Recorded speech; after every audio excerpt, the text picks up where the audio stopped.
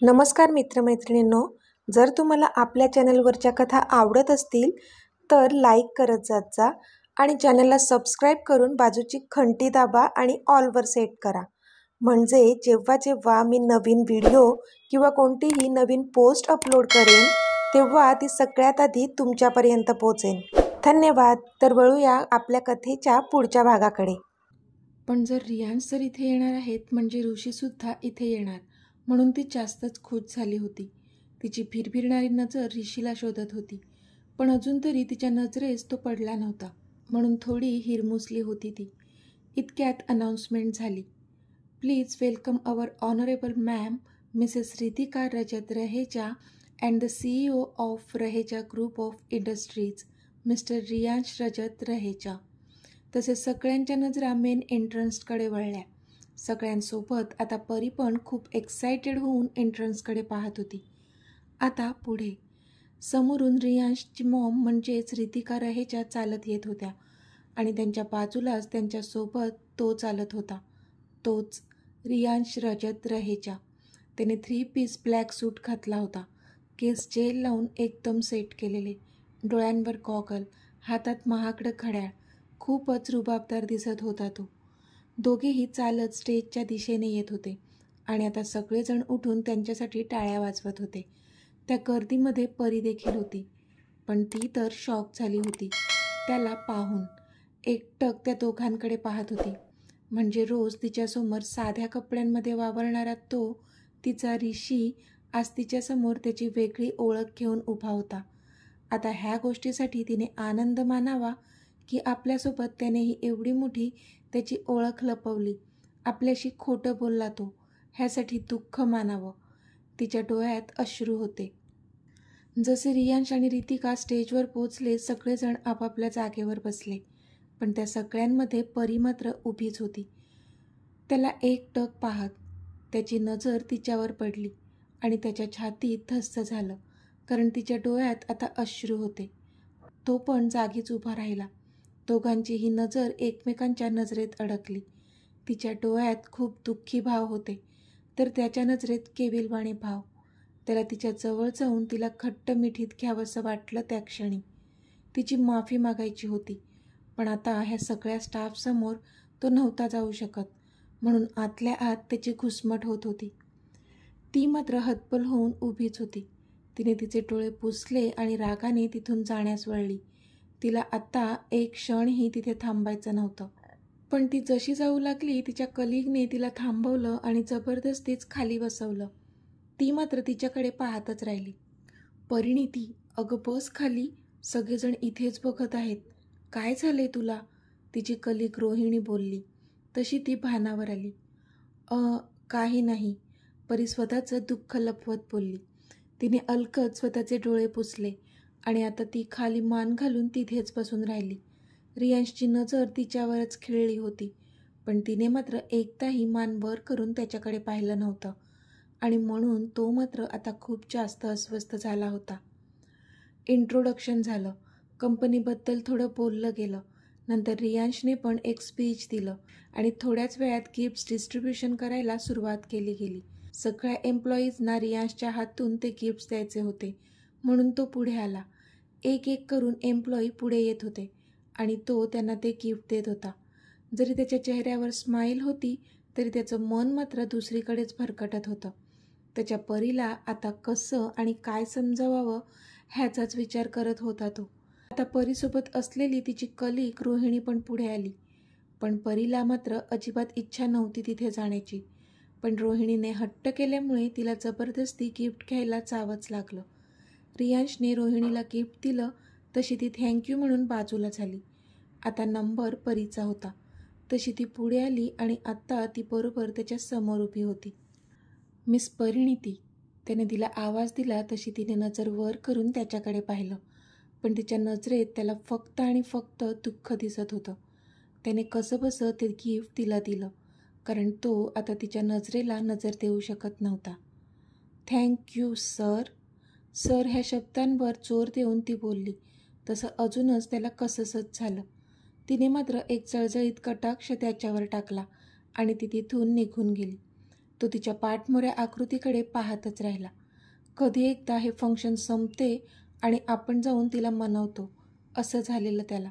पण अजून फंक्शन संपायला 2 तास तरी लागणार होते आणि आज त्याचे डॅड नसल्यामुळे त्याला तिथून निघतासुद्धा येत नव्हतं, कारण सगळी जबाबदारी त्याच्यावरच होती.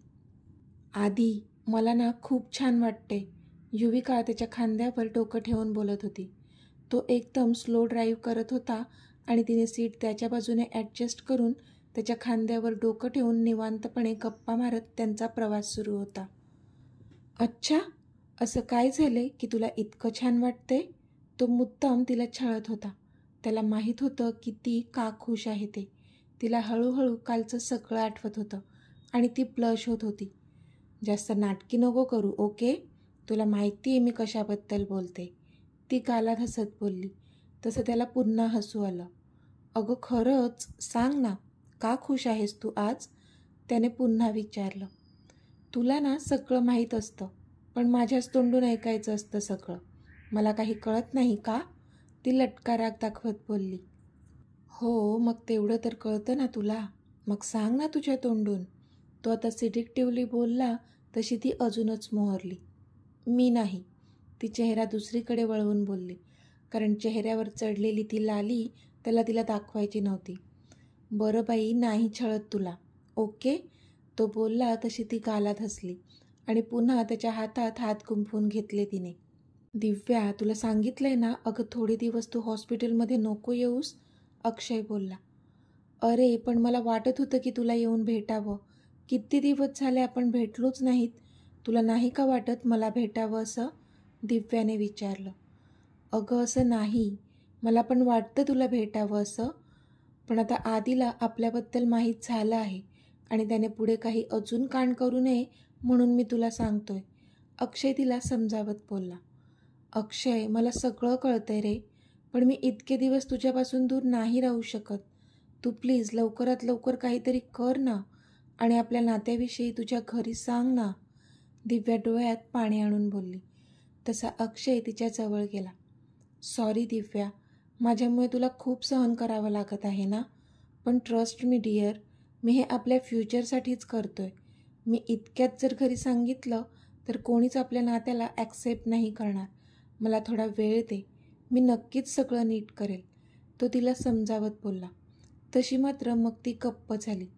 पण इथे अक्षयच्या खुफिया डोक्यात मात्र खूप सारे विचार एकसाथ सुरू होते आणि त्यांना सत्यात कसं उतरवायचं ह्याचा तो विचार करत होता. आई, अहो आपण शॉपिंगला कधी जायचं आहे? एकदा डेट फिक्स करा म्हणजे सगळ्यांना एकत्र जाता येईल, प्रतीक्षा बोलल्या. हो हो, मी ह्यांच्याशी बोलली आहे की पुढच्या रविवारी आपण सगळ्या बायका शॉपिंगसाठी जाऊयात आणि मग ही पुरुष मंडळी त्यांना पाहिजे तेव्हा करतील शॉपिंग, आजी बोलल्या. हो हो चालेल, आता दिवसच किती राहिलेत, आपल्याला लवकरात लवकर सगळं आवरावं लागेल, आकांक्षा बोलल्या. काय आवरावं लागेल आई? अक्षू आत्ताच बाहेरून आली होती, ती विचारत होती. घ्या, कोण विचारते बघा, आजी हसून बोलल्या. तसे सगळेच हसायला लागले. अगं तुझ्या लग्नाच्या शॉपिंगबद्दलच बोलतोय आम्ही, प्रतीक्षा बोलल्या. हो का, कधी जायचं आपण शॉपिंगला? अक्षू एक्सायटेड होत बोलली. तसे सगळे पुन्हा हसू लागले. बघा बघा, हिला किती घाई झाली लग्नाची, आजी हसून बोलल्या. आजी, अक्षू लाडात येत बोलली. हो हो, आता झाले तर झाली आहे घाई. बरं, आपण रविवारी जातोय शॉपिंगला, आजी बोलल्या. त्यावर हसली ती. ओके गुड, मी आत्ताच अनयला सांगते, ती बोलली आणि हातातल्या फोनवर अनयचा नंबर डायल करत तिथून गेली सुद्धा. महिन्यावर लग्न आलंय, पण अजून लहानच आहे ही मुलगी कधी मोठी होणार काय माहीत, आकांक्षा हसून बोलल्या. लाडात वाढली आपल्या घरात, मग थोडा बालिशपणा असेलच ना. एकदा लग्न झालं की ती पण तुझ्यासारखी सगळं सांभाळून घेईल, खात्री आहे मला, आजी आकांक्षांना बोलल्या. तशी आकांक्षांनी एक स्माईल दिली. चला मॅडम, घर आलंय आपलं, तो बोलला. तसे तिने डोळे उघडले तर त्यांची गाडी इनामदार विलाच्या गेटमधून आत जात होती. तसं तिने पटकन स्वतःला सावरलं आणि त्याच्यापासून दूर होऊन बसली ती. पण तो मात्र तिच्या ह्या रिॲक्शनवर गालात हसला. इतकं काय पॅनिक होतेस युवी, रिलॅक्स, थोड्याच दिवसात तू मिसेस आदित्य इनामदार होऊन आपल्या घरात येणार आहेस, माझ्या हक्काची बायको बनून, तो तिला डोळा मारून बोलला. पण त्याच्या शब्दांनी मात्र तिच्या पोटात फुलपाखरे उडू पाकडू लागली होती. फक्त त्या मिसेस आदित्य इनामदार, माझ्या हक्काची बायको, ह्या शब्दांनीच ती मोहरून गेली होती. किती किती भारी वाटत होतं तिला, ते फक्त तीच जाणून होती. तिने एकदा लाजून त्याच्याकडे पाहिलं, तर तो पण खट्ट्याळपणे तिच्याकडेच पाहत होता. तशी तिला अजूनच लाज दाटून आली. तिने दार उघडलं आणि पळतच ती आत गेली. मग त्याने पण केसांमधून हात फिरवला आणि खाली उतरून तो घरात शिरला. अरे, आलात तुम्ही? कसं झालं वेडिंग? आकांक्षांनी विचारलं. छान होतात तू, युवी बोलली. गुड. थकले असाल ना? जा, दोघंही जाऊन आराम करा. मी काहीतरी खायला पाठवते तुम्हाला. आकांक्षा बोलल्या तशी दोघांनीही माना डोलावल्या आणि ते वर जाऊ लागले. पण वर स्टेअरकेस चढत असतानाही नजरेच्या कोपऱ्यातून एकमेकांनाच पाहत होते ते. हे हाय युवी. वरून अक्षूने तिला पकडलं तशी ती दचकली आणि तिने त्याच्यावरून नजर हटवली. पण त्या गडबडीत ती पडणारच होती की आधीने तिला मागून सावरलं. अक्षू, जरा हळू. अगं, पडली असती ना ती. आधी थोडं दटावत बोलला. तसं अक्षूने तोंड बारीक केलं. सॉरी ब्रो, अक्षू बोलली. पण युवीने मात्र नजरेनेच आधीला शांत राहण्यास सांगितलं. It's okay, be careful next time, तो बोलला आणि आपल्या रूममध्ये निघून गेला. चल, अक्षू युवीचा हात पकडून तिला खेचतच तिच्या रूममध्ये घेऊन गेली. अगं, पण ऐक तरी, युवी बोलतच राहिली. पण तोपर्यंत ते रूममध्ये पोहोचले होते. काय झालंय अक्षू? युवीने विचारलं. युवी, आपण ह्या संडेला शॉपिंगसाठी जातोय, अक्षू एक्सायटेड होत बोलली. अच्छा, कसली शॉपिंग? युवी मुद्दाम तिची मजा घेत होती. युवी, अगं माझ्या लग्नाची शॉपिंग, अक्षू तोंड बारीक करत बोलली. तशी युवी खळखळून हसू लागली.